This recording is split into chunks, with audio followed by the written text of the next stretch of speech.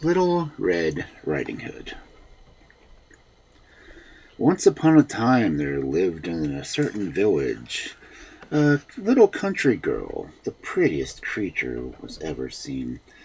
Her mother was excessively fond of her, and her grandmother doted on her still more.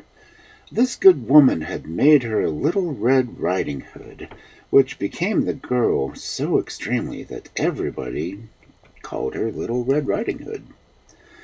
One day her mother, having made some custards, said to her, "Go, my dear, and see how thy grandmother does, for I hear that she has been very ill.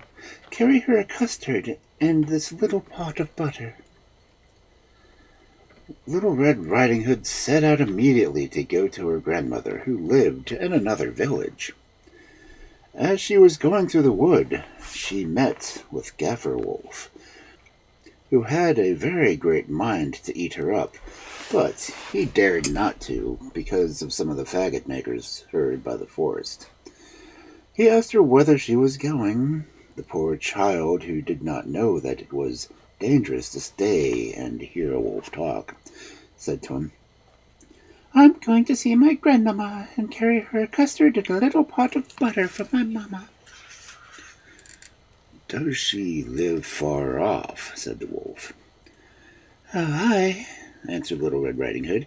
"It's beyond the mill that you see there, at the first house in the village." "Well," said the wolf, "and I'll go and see her too. I'll go this way and you go that, and we shall see who will get there soonest." The wolf began to run as fast as he could, taking the nearest way, and the little girl went through the farthest about, diverting herself in gathering nuts and running after butterflies and making nosegays of such little flowers as she met with. The wolf was not long before he got to the old woman's house. He knocked at the door. "Who's there?" "Grandchild, Little Red Riding Hood," replied the wolf, counterfeiting her voice. "Who has brought you a custard and a little pot of butter sent to you by Mamma?" The good grandmother, who was in bed because she was somewhat ill, cried out, "Pull the bobbin and unlatch the door, and it will go up." The wolf pulled the bobbin, and the door opened, and then presently he fell upon the good woman and ate her up in a moment, for it was above these days that he had not touched a bit. And then he shut the door and went to the grandmother's bed, expecting Little Red Riding Hood, who came some time afterward and knocked at the door. "Who's there?" Little Red Riding Hood, hearing the big voice of the wolf, was at first afraid, but believing her grandmother had got a cold and was hoarse, she answered, "'Tis I, your grandchild, Little Red Riding Hood, who has brought you a custard and a little pot of butter Mamma sends you." The wolf cried out to her, softening his voice as much as he could, "Pull the bobbin and the latch will go up."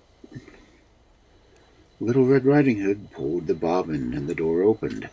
The wolf, seeing her come in, said to her, hiding himself under the bedclothes, "Put the custard and the little pot of butter upon the stool, and come and lie down with me."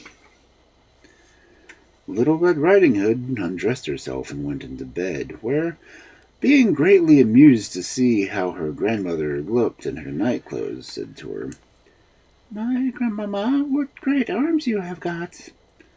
"The better to hug you with, my dear." "Grandmamma, what great legs you have got!"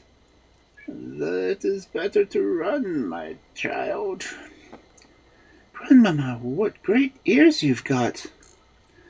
"That is to hear you better, my child."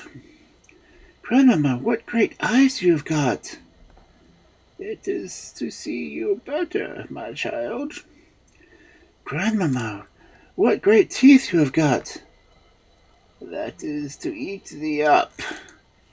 And saying these words, the wicked wolf fell upon Little Red Riding Hood and ate her all up.